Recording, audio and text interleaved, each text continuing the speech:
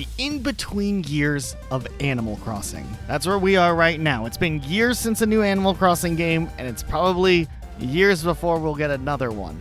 It's rough out here. However, this isn't anything new to the Animal Crossing franchise. Matter of fact, every single generation of Animal Crossing has had some sort of drought period between releases. Most game franchises typically have this. I guess Call of Duty doesn't, or Fortnite. Nonetheless, we're in one now and it is rough out here, but which in-between season of Animal Crossing, when we're waiting for new info about a new game or a new game to release or something, which one was actually kind of the coolest?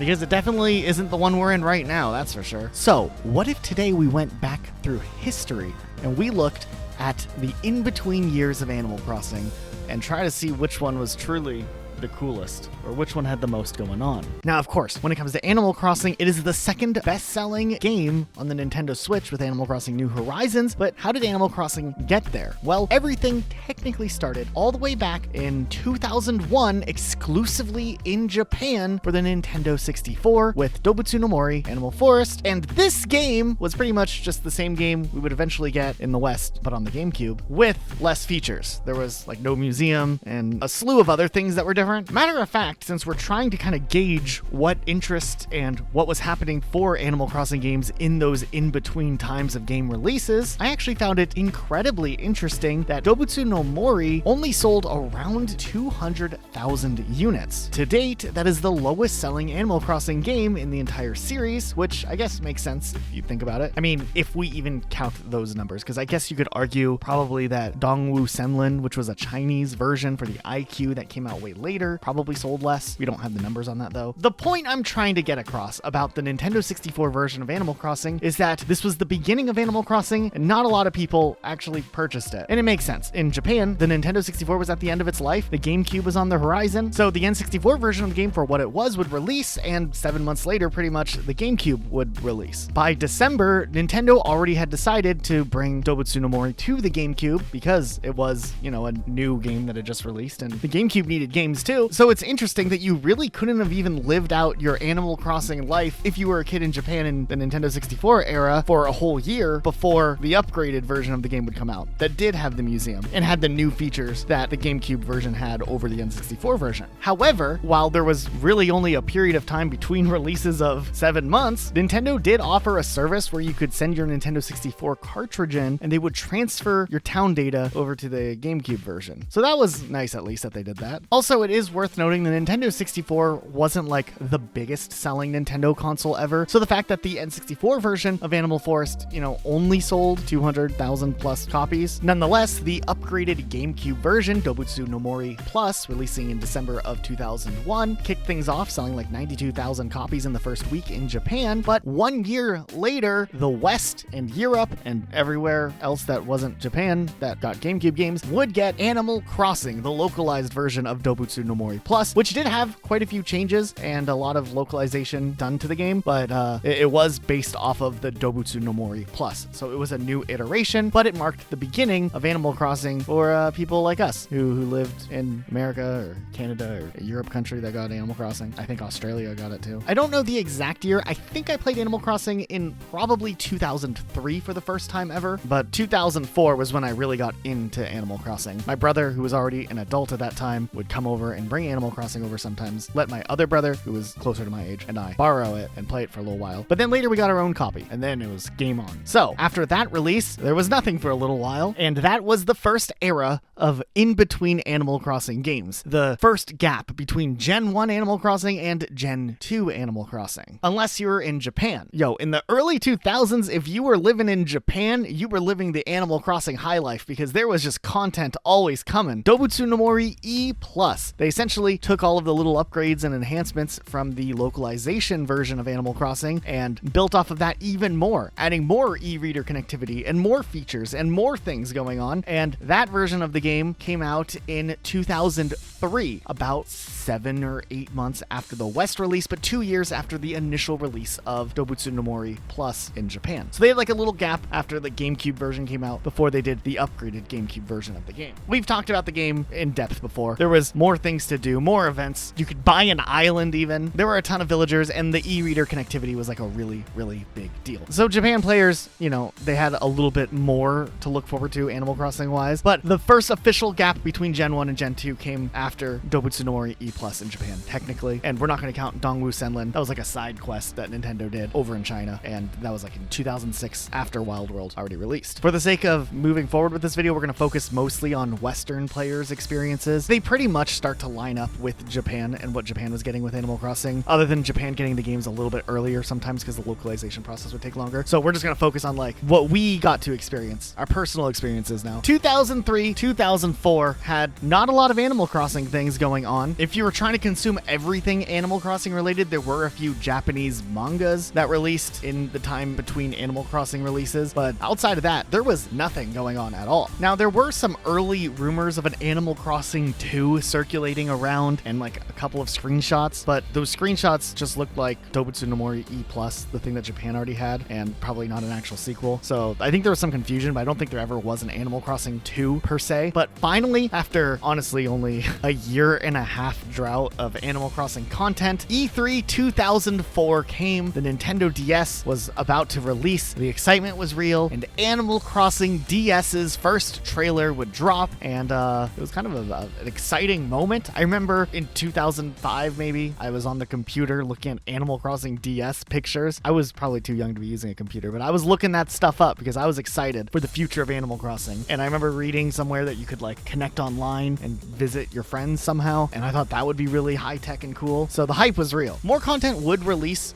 kind of showing off Animal Crossing DS as time would progress, and Animal Crossing Wild World would be revealed a little bit more. But this time wait was finally at an end, and in 2005, Animal Crossing Wild World officially released, and a lot of people were introduced to the series for the first time. But after the release of Wild World, what was the waiting time kind of like? The time after the release of Animal Crossing Wild World was kind of a bit wild, especially in the context of Animal Crossing, because it would be a few years between releases of games. City Folk would still be a way off. But one thing I found really interesting while doing research for this video was that City Folk was actually technically announced way back before Wild World even released, in 2005, when they announced the Nintendo Revolution, which, as we all know, would be renamed to the Nintendo Wii. I actually found this old IGN article from back in the day called E3 2005 Animal Crossing Revolution. In that article, they talked with head of Nintendo Katsuya Iguchi. They kind of just talked about how like they're hopeful that one day in the future with Animal Crossing, there can be some sort of compatibility between the DS and the upcoming Nintendo Revolution. But this article straight up says, in a follow-up interview, Iguchi confirmed that Animal Crossing Revolution is in development. That would have been the craziest Animal Crossing name to ever exist. It just goes really, really hard for some reason. I'm just trying to think like, what could that game be? It probably makes sense that they would not call it Animal Crossing Revolution and they went with like City Folk, or if you're in Europe, Let's Go to the City. So the point of that is Animal Crossing for the Wii, or the Revolution, whatever you wanted to call it back in this early stage, was like already on people's radar, even in the waiting period after the DS release. Because before the DS game, Wild World, even came out, they knew that there would be one coming for the next console eventually. It would be later out than what most people suspected, which essentially turned into what would be at the time the longest wait for a new Animal Crossing game. 2006 would be the year that the Nintendo Wii would release, and there would be no information about Animal Crossing other than like a little throwaway line at E3 2006 where they talked about how potentially in the new Animal Crossing game, players would be able to receive letters in the mail from people who are sending emails from their real phones or PC. They were probably more trying to like hype up the connectivity aspect of the Nintendo Wii, and not necessarily a feature in Animal Crossing people would actually ever use. But hey, at least Animal Crossing got a mention there, and that was better than not getting something, I guess. Now, if you're living in Japan at the time, though, you did get something really cool in 2006. You got Gekijoban Dobutsu no Mori, which essentially was the Animal Crossing anime, a film that released in Japanese movie theaters based on Animal Crossing Wild World. Of course, fans in like North America or Europe or Australia were hopeful that the movie would come to America. Matter of fact, it was reported that an Animal Crossing fan sent an email straight to Nintendo of America asking if the Animal Crossing movie would be coming, in a localized, translated way. And Nintendo actually responded with an official response of this. Currently, there are no plans to release the movie you asked about here in North America. For latest Nintendo news, be sure to check out our website at www.nintendo.com. Sincerely, Nintendo of America, Inc. Dervin came in from Nintendo of America. That was it. That was the whole statement. This got reported on. This was breaking news. That's how dry Animal Crossing news was. People were discussing this. I think it would have been cool if there was an official dub to the movie back in the day. There were fan dubs later done,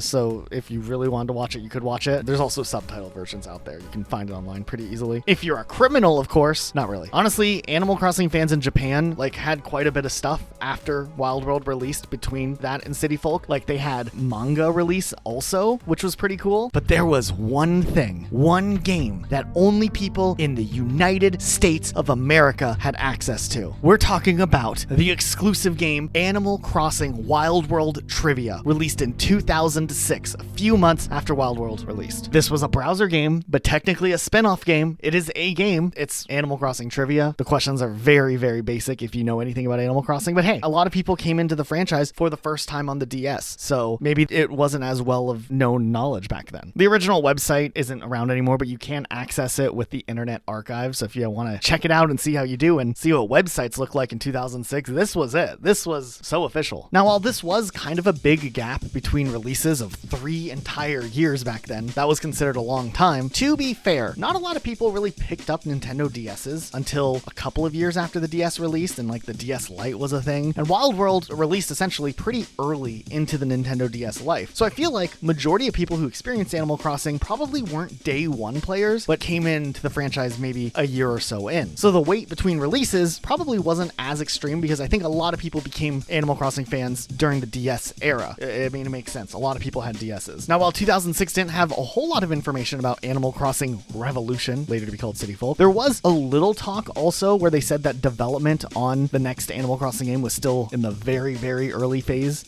Not that much work had been done yet. And there was a lot of conflicting information coming out about Animal Crossing during the time. It's actually wild how in the early and mid and late 2000s, information on gaming could be all over the place with inconsistent things being said. For instance, in one report, it was saying that they were exploring ideas for the new Animal Crossing game where you'd be able to visit people's town when they weren't playing, and you could, send letters or leave gifts behind too, which wasn't a thing. It would come in later games, but not in City Folk. In early 2007, Nintendo of Japan decided to show off their video game lineup for the coming year, and Dobutsu no Mori, which is Animal Crossing, was announced to be releasing in 2007. It never actually released in 2007. It was a weird time because Edge magazine actually reported that they had a trusted source on the inside that confirmed Animal Crossing City Folk would be a massively multiplayer online game, an MMO on the Wii, an Animal Crossing MMO nonetheless, and also the publication declined to name the source. Seriously, if you just do a Google search on Animal Crossing MMO 2007, you will find multiple articles and publications saying Wii Animal Crossing MMO confirmed, or something along those lines. It is wild, actually. The game is definitely not a MMO. It's mostly a single-player game with some online capabilities with a couple of friends if you're opening up your town for them, but it is definitely the opposite of an MMO. Would an MMO be cool, or an Animal Crossing game that had an MMO side function place you could travel to? Sure. That's definitely not what we got. I mean, the game didn't even come out in 2007. It would come out in 2008. Also, I have to say, IGN reporting back in the late 2000s was kind of interesting. Everybody was fully expecting Animal Crossing to come out in 2007, but IGN decided in January of 2008, after 2007 was over and Animal Crossing for the Wii never actually released, to report their speculation that the game would come out in 2008. Wow. Breaking news. I can't believe they broke that story that the game wasn't in fact coming out in 2007 after the year had already ended. Cool stuff. Nonetheless, at the end of 2008, Animal Crossing City Folk would release, and that release in itself was wild. You had to have this microphone thing packaged in that sounded not that great. Surprisingly, the feedback about City Folk was kind of wide. A lot of people didn't feel like there was enough of a difference between Wild World and City Folk. Even though City Folk had this whole city thing, yeah, they could have done more with it. It was a fun game. I think it was more fun than Wild World, nostalgia aside. But then we would have an even longer gap between releases with City Folk and Animal Crossing New Leaf. And during this time, it was interesting. Animal Crossing was treated quite differently than anything it had ever experienced before. Let's take a closer look at the years following 2008. The time after Animal Crossing City Folk was really really, really weird. Animal Crossing New Leaf wouldn't come out until the 3DS in 2012 in Japan and 2013 everywhere else, making it the now, or at the time, longest wait. But it didn't mean that all Animal Crossing content in those in-between years would be non-existent. Remember, Nintendo launched the DSi as like a mid-console refresh for the handhelds. It was a little bit of an interesting time. Usually, when you look at Nintendo consoles, they do like a main console and then halfway through, maybe like one revision. But over the years, they've sometimes toyed around with a couple of revisions, and we saw like the Game Boy Advance had the Game Boy Advance SP, and then a revision to that, and then the Game Boy Micro. And that came out after the DS had already came out. The DS had the DS, then the DS Lite, and then the DSi at the end. That was wild times. And they were like, look, it has a camera, not that you care, but it also has like an eShop. And if you were a DSi owner in 2009, you got some new Animal Crossing content. That's right, Animal Crossing Calculator released on the Nintendo DSi. It was for the DSiWare, and all it was an Animal Crossing themed calculator. What a time to be alive. At the same time, they also released Animal Crossing Clock. It's a clock. It did eventually come out on the 3DS, by the way, in 2011, when the 3DS came out, so cool, I guess. There was some Animal Crossing manga that released in Japan, but here in the West, we didn't get too much. Honestly, it kind of felt like Animal Crossing was forgotten about or removed off the consciousness of gamers everywhere for a little while. However, in E3 2010, to hype up the 3DS, Animal Crossing for the 3DS was announced, and there was a very, very short, non-playable demo that showed off some gameplay, and players could kind of see what Animal Crossing in the future would look like. And to be fair, the earliest demo reveal of Animal Crossing and like the corresponding trailer that they released all the way back in 2010 did look impressive. I mean, the end result of the game would look a lot better, but this was still a big jump for the series. I mean, we had pants that were like actual pants now. Look at that. I think it was more the fact that the Animal Crossing characters were a little bit reproportioned so that clothing options could be more in-depth, but I mean, that was a pretty exciting outlook for 2010. But the game didn't release, in most places until 2013, so it was still a wait after the announcement. It's also worth noting that all the way back then in 2010, it wasn't even given an official name. It was just called Animal Crossing Tentative Title, which, to be fair, probably a better name than Animal Crossing Revolution. But yeah, I mean, obviously they didn't want to like give away too much, get people too excited for something that's still a ways off, but just to show that like, hey, the 3DS is gonna have a cool game one day. Just hang tight. In 2011, they did the full-length gameplay trailer, and look, it looks like the game is more polished than originally. And they did the formal introduction to Isabelle, who would act as your assistant if you were the mayor in your town. And mind you, Isabelle wasn't even an Animal Crossing character yet, so this was like a big reveal. Still, there was a lot of questions as to what Animal Crossing would actually be when it did release, but in 2012, we did finally see that the name of the game would be Animal Crossing New Leaf, and it was set to release in early 2013. And I mean, there was a lot of hype for the game. They did like some events to correlate with the game's release at like the Nintendo store in New York. So like, that's cool. Animal Crossing was getting some love, and Animal Crossing New Leaf would go on to sell very, very well. So maybe the wait was worth it. The series definitely did need like a big overhaul, and to this day, people still cite New Leaf as being the greatest Animal Crossing game, or at least the most in-depth Animal Crossing game. But honestly, the years following Animal Crossing New Leaf would once again become the longest gap between main game releases. But if you're an Animal Crossing fan, through New Leaf, and that wait between New Leaf and New Horizons, while it was long, at least had a decent amount of content coming out on a regular basis. So the wait between New Leaf and New Horizons might have been bad, but like, there was some big things coming out, and that's worth talking about. It's interesting here.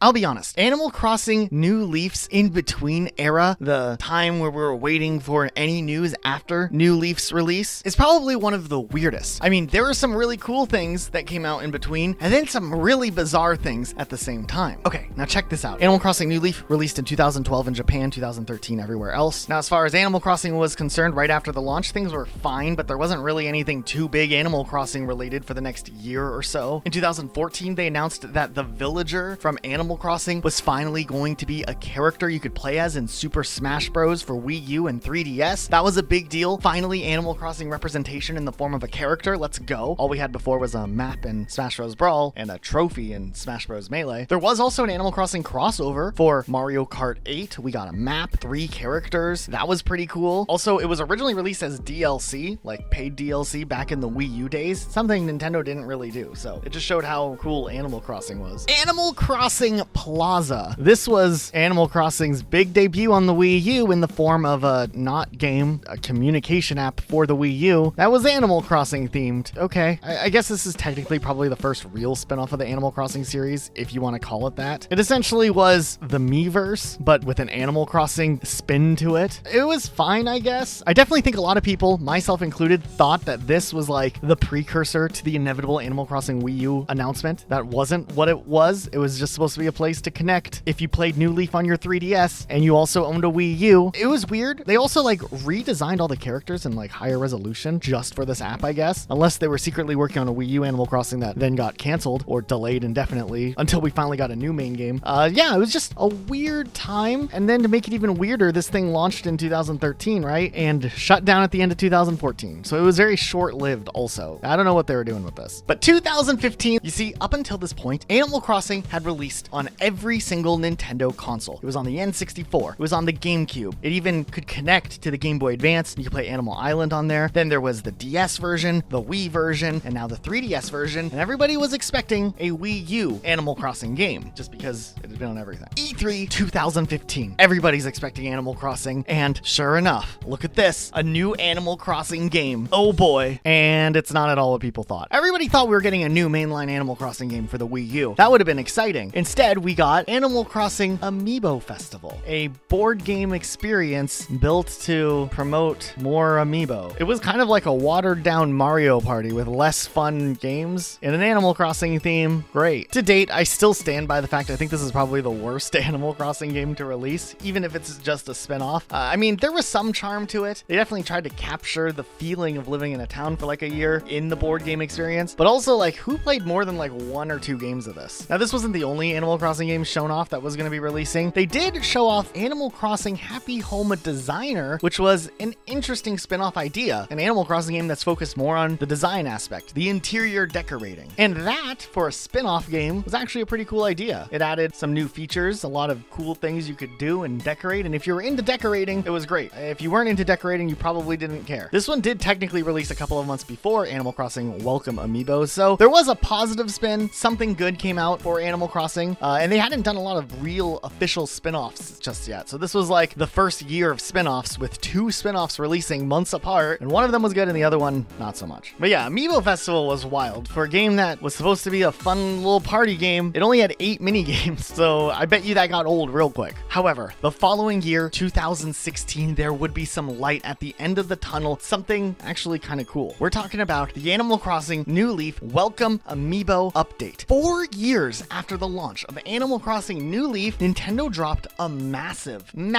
game update or title update that added a ton of new content into New Leaf. This is Nintendo we're talking about. They never, ever used to release updates that were substantial for a lot of their games that like had a bunch of new content, especially years and years later and for free. They went as far as updating the retail versions of the game. It had like new box art. Of course, they added Amiibo compatibility because Animal Crossing could not get away from the Amiibo. But you could use Amiibo to get new villagers that would move in. So if you wanted a specific villager and you could get like an Amiibo card for it, great. But honestly, they added so much more than just Amiibo functionality. They did a bunch of character crossovers, like they had Splatoon characters, the Legend of Zelda characters, Sanrio characters, a 7-Eleven character exclusively in Japan. I mean, this was wild times. Then they introduced 50 new villagers that had originally been in like the old first generation Animal Crossing games, but had been lost and forgotten to time, and they would be brought back. Some of these characters weren't even ever released in the West originally, so this was kind of big. There was this whole campsite area. There was an Amiibo camera functionality that you could use that I don't know if anybody actually used, but the official images that they used to promote this feature were something. They added town initiatives, which were like daily challenges that you could do for meow coupons. You could get an extra storage room for your house. They updated furniture decoration to be more like Happy Home Designer, which was a pretty big quality of life update. They added in mini games, which was pretty cool, and then 700 new furniture items. That's awesome. But then on top of that, they knew a lot of people would be returning to Animal Crossing New Leaf to see the new update, and they thought,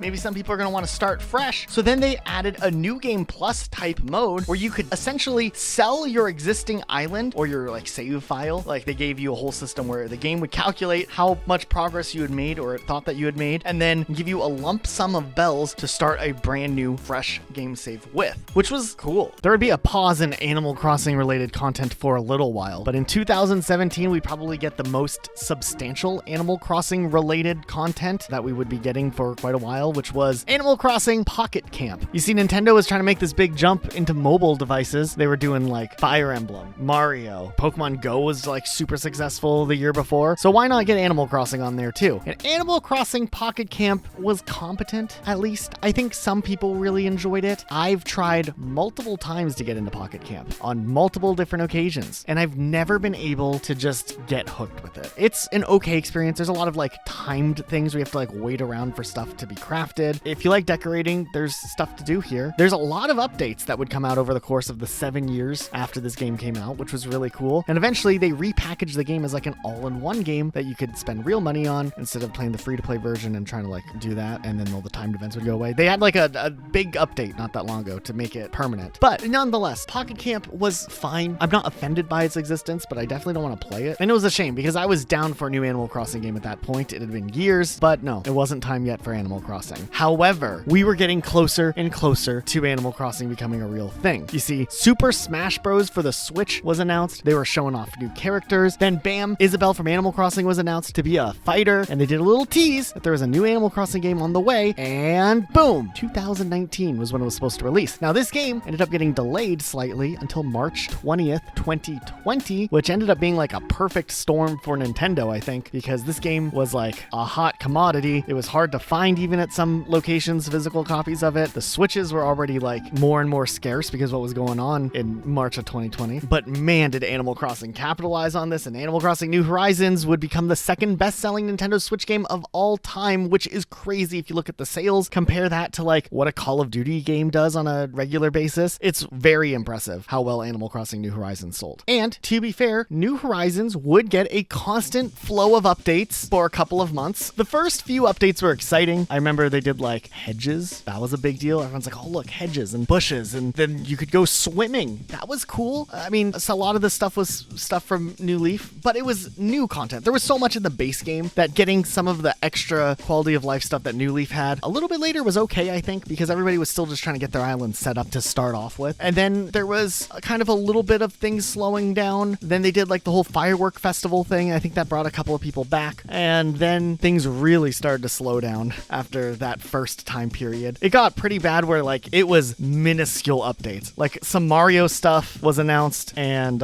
it was just silence. A long drought of Animal Crossing New Horizons content. I think I remember at one point they showed off this new cucumber chair coming in an update, and everybody was like, really? This is all you guys cooked up in this amount of time? What probably really was happening was they were getting ready to cook up the biggest update for the game, which would be the big 2.0 update, which added a ton of content. Just a lot of things you could do. They added Brewster back finally, which was something a lot of people wanted. And of course, it coincided with the release of Happy Home Paradise, which took the concept from Happy Home Designer for the 3DS and made it a like DLC mode for New Horizons, which I think is way better than doing a full standalone game separately. And it was cool because you could go do your thing, and then you could order some of the furniture pieces that you got to decorate with and bring it over to your own house, and eventually you could decorate your other villagers' houses. So there was a lot of content right at the end of New Horizons. But that also meant it was the end of Animal Crossing. They were not going to do any more updates after this update. And man, have we felt it for the last 4 years since Happy Home Paradise released. 3.5 years, whatever it is. It's been a while. We are definitely due for some new Animal Crossing content because now we're in one of the longer lulls of Animal Crossing content with nothing releasing since the end of 2021. It is 2025 at the time of recording this video. Have we gotten anything Animal Crossing related? Not really. Let's see. They did like a music concert in Japan with like the KK Slider DJ thing. That's fine. They did a bunch of like museum crossovers where you could go there and do some Animal Crossing themed aquarium exploration. And that's about it. We are just chilling now, waiting for anything Animal Crossing to come. And man, is this a painful waiting period. I think we're getting close. I have a feeling we're going to get an announcement in the next year or so. Like, I think we're within like the 365-day window, hopefully, of at least the next announcement. Maybe not the next release, but the next announcement, hopefully. And I really hope that they've learned from New Horizons that they can continue to support the game. They don't have to abandon it right away, and people will continue to play it, and they can do something special there. People will keep paying for their Nintendo Switch online subscription if Animal Crossing gets new content. I feel like that should be a good enough incentive for them, but who knows what they're thinking. They did show off Animal Crossing New Horizons in the Switch 2 trailer, so like they still know that their game exists, so that's cool. I think think the fact that it's not getting like a big Switch 2.0 update like some other games are getting might be because they're plotting, a new release soon, so they don't necessarily want people to buy back into old Animal Crossing New Horizons. But I don't know. That's just pure speculation at this point. The in-between years have always been wild. They've always kind of been awful. We're in a lull right now, but man, once we get an announcement, at least we can start going through the phase of being excited again and then disappointed after the game comes out. So yeah, that's all I'm thinking. If you've enjoyed this video and you like me looking at the history of Animal Crossing, maybe consider subscribing if you feel like I've earned it after this video. If not, that's okay too. Thanks so much for watching. We'll see you next time with a new video.